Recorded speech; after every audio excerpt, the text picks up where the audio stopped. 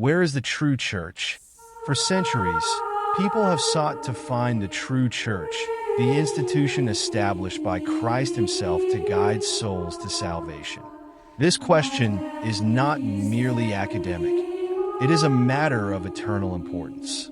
Let us explore scripture, history, and reason to discover the marks of the true church. Christ's promise of one church. Jesus Christ declared, "You are Peter, and on this rock I will build my church, and the gates of hell shall not prevail against it." Matthew 16, verse 18. He promised one church, not many, unified under his authority and protected from error. This church was to be the pillar and foundation of truth. 1 Timothy 3, verse 15. The marks of the true church. The Nicene Creed, a profession of faith shared by Christians for over 1,600 years, describes the church as one, holy, Catholic, and apostolic. These four marks help us identify the true church. 1. The true church must be unified in faith, worship, and authority. Christ prayed that they may all be one. John 17, verse 21. Holy. The church must be holy, teaching a way of life that leads to sanctity and offering the sacraments that sanctify its members. Catholic. The word Catholic means universal. The true church must exist in all nations, for Christ commanded his apostles to make disciples of all nations.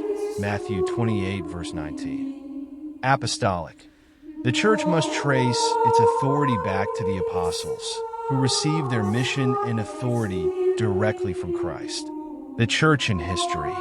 From the beginning, the apostles and their successors led the church, teaching with authority and guarding the deposit of faith.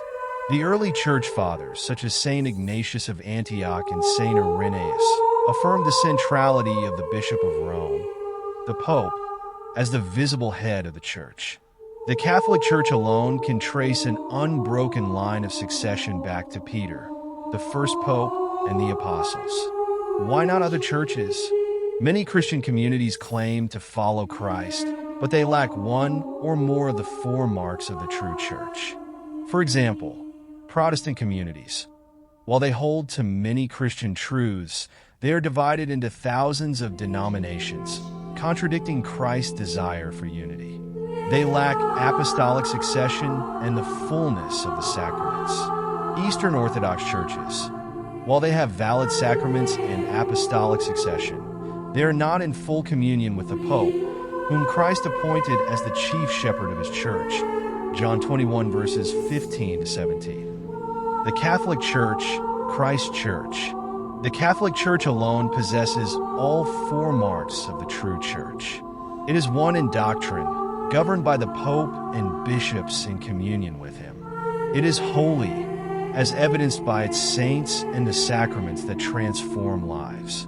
It is Catholic, existing in every corner of the globe. And it is apostolic, built on the foundation of the apostles and their successors. How to join the true church. If you are seeking the true church, take heart. Christ's church welcomes all who desire to follow him. To enter the Catholic Church, one must believe in the teachings of the church, receive the sacraments of initiation, baptism, confirmation, and the Eucharist. Commit to living a life of faith, hope, and charity. Visit a local Catholic parish to learn more about becoming a member of Christ's Church. Conclusion. The search for the true church is ultimately a search for Christ, who founded his church to guide, sanctify, and unite his followers.